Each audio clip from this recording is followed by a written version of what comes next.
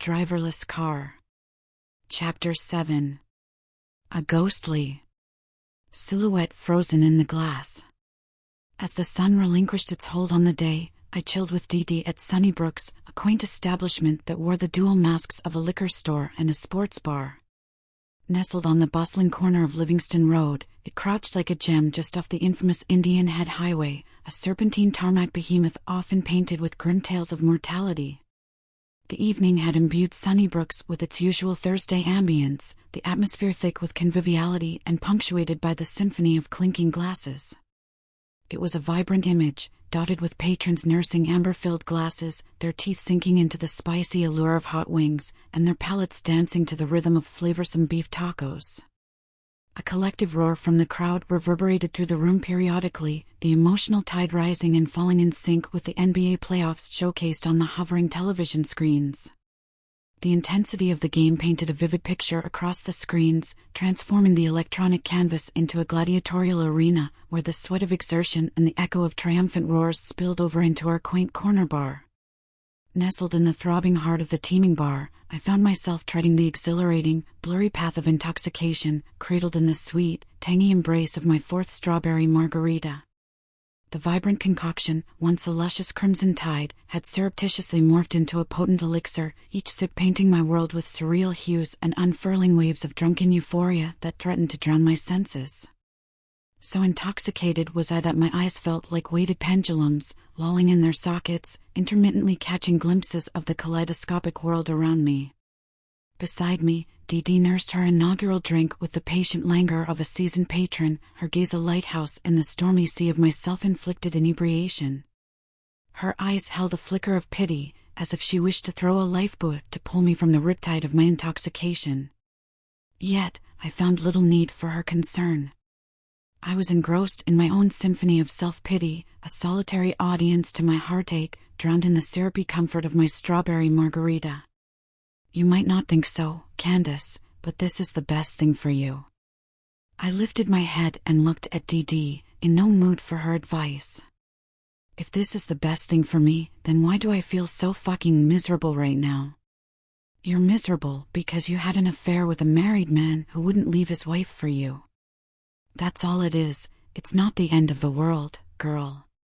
I abandoned the entire mood of feeling sorry for myself and drinking until I threw up in front of everybody. I sighed and said, "You're right. I wanted Eric to leave his wife for me and he didn't. So what does that tell you?" After thinking about it, I took my head out of my drink, turned to Dee and said that he's a piece of shit. Well, yeah. But he was also using you, Candace. That man never thought about leaving his wife. He just looked at you as something on the side. His side piece. I abducted the fact that the truth stings, and it hurts like hell. And I gave Dee an evil look for saying that. Then I took a sip from my drink and dropped my head because she was right. Eric had no intentions on leaving Bess for me. And that I was in love with Eric, I couldn't abolish the thought that his rejection was going to be a problem I would not get over soon. And there are other men out there, Dee said. I nodded. I know. There are a few men here you can meet. Yeah, I'm pretty sure there is. I finished my drink and pulled out my bank card to pay my bill. Right now I'm about head on home so I can get ready for work tomorrow. Dee was like my big sister, overprotective at times. She looked me up and down, concerned. Candace, can you walk straight? You had a few. I'm good, girl. I got a couple of bottles of water in my car. I'll be sober before I drive off the lot. I don't need you getting pulled over, Candace. And on top of that, you got that meeting with the big bosses in the morning over that big editing job you got coming up. I frowned. Oh, shit, I almost forgot about that. Yeah, so you might want to set your alarm clock a little earlier so you'll have time to deal with that head-cracking hangover in the morning. I'm fine, I'll be all right, I said, handing my card to the bartender. After spending the next 5 minutes trying to convince DD that I was okay to drive my miserable ass home, we left Sunnybrook's, got in our whips, and went our separate ways. I swigged down a bottle of water before I pulled out of Sunnybrook's parking lot. So I wasn't surprised that I sobered up a little before I got to the traffic light at Livingston Road and Old Fort Road. Oh my God, bathing in the soft glow of a moonlit night, I summoned the stars into my world, the sunroof obediently parting with the press of a button. The rush of the wind mingling with the soft strains of Frankie Beverly and Maze streaming from the radio felt like an orchestra to my exhilaration. My hair, a banner of my freedom, danced wildly in the swift night breeze, an unruly silhouette against the canvas of the star-studded sky. Each note was a spark, igniting the cool night air. The raw power of the car hummed beneath me, an untamed beast, responding to my command. I felt invincible, unchained. Drunk? Yes, inebriated to the brim, teetering on the edge of recklessness. Yet, I reveled in it, my laughter spilling out into the night, swallowed by the wind. I was a comet, racing through the night, not a care in the world. A fly girl? No, I was the queen of the night, riding her steed of steel and speed, lost and found in the symphony of the night. Once I made the right turn onto Fort Washington Road, I took the long way home. Instead of turning into my neighborhood of Zero Estates, I took the Riverview Road way home. Lost in the musical rapture of Frankie Beverly and Maze, I reveled under the skyward expanse offered by my sunroof, the wind rhythmically braiding and unbraiding my hair with practiced fingers. As the melody soared, a familiar silhouette appeared in my peripheral vision, slicing through the languid haze of my drunken joy. It was Bess Turner, her silhouette unmistakable. In her customary black and neon green Puma sweatsuit, she was a fluorescent comet darting down Riverview Road, her back turned to me in defiance.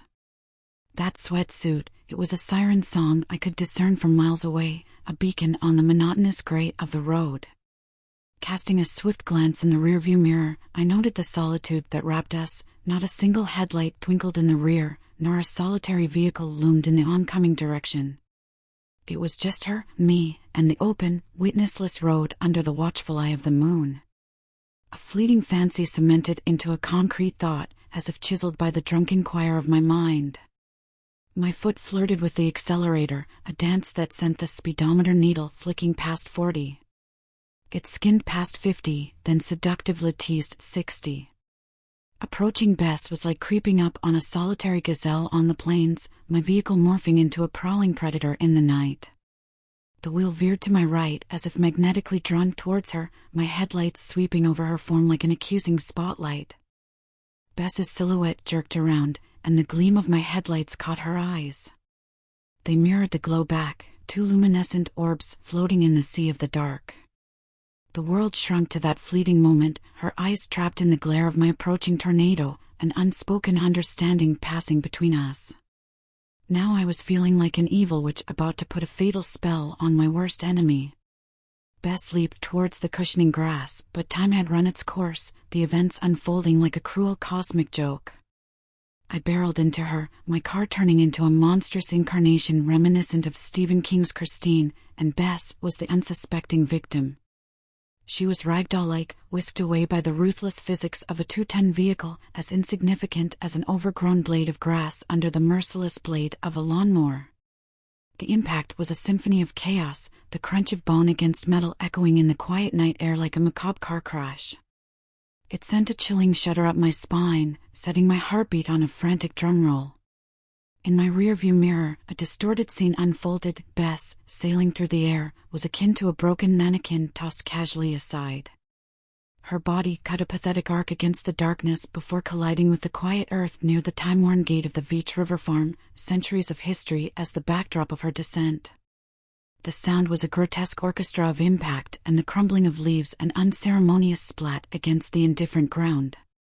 An intrusive dampness invaded my eye, an unwelcome guest that sent my lid into an involuntary frenzy, shuddering like a camera lens capturing a horrifying scene. Blind in one eye, my vision halved, my world dipped into a frightening irregularity. Flicking on the interior light, I turned to my own reflection in the rearview mirror, the illumination rendering my image with unsettling clarity. It was as though I wore a grotesque mask, my face splattered with Bess's life essence. Ruby droplets had claimed my features as their canvas, their iron-rich scent filling the confines of the car. I pressed my lips together, forming a staunch barrier akin to a Ziploc bag's steadfast seal. I was intent on keeping out the invasive taste of guilt and horror, but it loomed around me, as palpable as the blood splattered across my face. Like most drivers who have mowed down people, I should have to stay on the scene. But, sorry, Ralph Lauren draped my closet, not prison jumpsuits. And on top of that, I had just wiped out my worst enemy. The real casualty of the night, aside from the obvious, was my car, my sleek, black chariot, now marred by violence.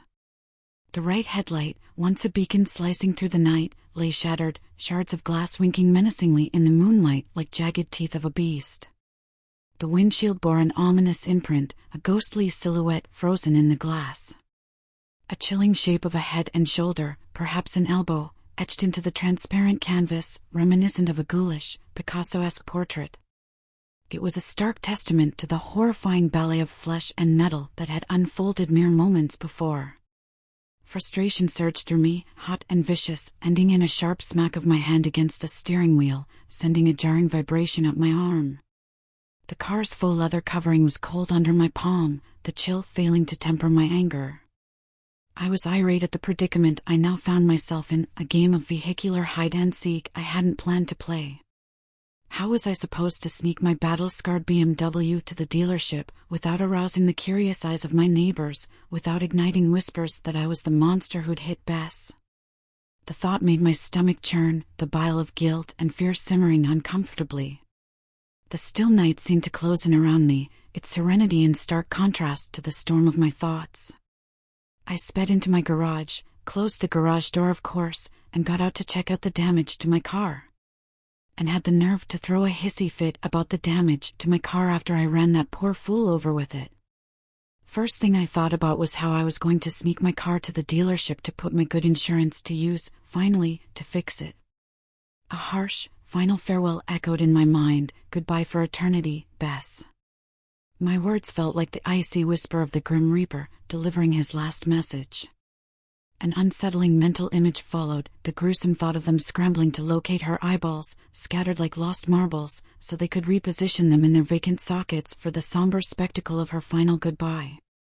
This chilling thought snaked through my mind like an icy stream, a grotesque twist to the tranquility of death, leaving a bitter aftertaste that not even the sweetest of wines could wash away. It was a cruel mockery of life's final curtain call, a stark reminder of the irreparable damage I had inflicted. In a frenzied haste, I barreled into the safety of my home, shedding my soiled clothing as though it was on fire. The once innocuous fabric now felt like a leaden weight, soaked in the grim memory of Bess's blood. Stripped bare of my sanguine disguise, I sought refuge under the pounding drumbeats of a hot shower. Steam swirled around me like passing ghosts, as the stubborn blood spiraled down the drain in a macabre dance. Each droplet of scalding water felt like a ticking clock, marking the seconds in a reality I was slowly coming to grips with. It seemed an eternity had flowed away with the water, my world reduced to the constant thrumming of water on tile. I was no longer drunk on margaritas, but intoxicated by the gravity of my actions. Questions wormed their way into my thoughts, gnawing at my composure like termites in an old wooden house. What if someone saw me, a phantom in the night? Could there have been vigilant eyes, electronic or human, witnessing my nocturnal transgression on Riverview Road? Would I find myself in the sterile confines of a detective's room, cornered and questioned? Each potential scenario unraveled before me. Me, trapped in the cold, calculated net of law enforcement, fervently denying any involvement in Bess's untimely demise. A grizzled detective laying down a hand of indisputable evidence, photographic proof plucked from an unsuspecting security camera. It was me in the frozen frames, the chilling protagonist in a grim theatrical drama and horror of life and death. The mental images battered my resolve, pounding at my defenses like a storm against a weather-beaten cliff. Could I withstand the torrential onslaught of this self-inflicted nightmare? Usually, the haunting thought of worrying would have had me tethered to the cold, unforgiving floor, pacing like a caged lion in the lonely hours of the night. But not tonight. The alcohol that pulsed through my veins, once a mere intoxicant, had become a thick, opioid fog, veiling the looming threat of a life spent behind bars. Emerging from the shower, my body was as bare as my conscience, drained of energy and bereft of the will to clothe myself in the comforting fabric of my nightwear. My usual ritualistic bedtime ceremony fell by the wayside, a casualty of my inebriated state. The moment I surrendered myself to the plush embrace of my pillow, I succumbed to the soothing lullaby of oblivion. In stark contrast to the turbulent events of the evening, I fell asleep with an ease that was almost disconcerting, a ship silently slipping beneath the waves, out like a candle snuffed by a soft, uncaring breeze.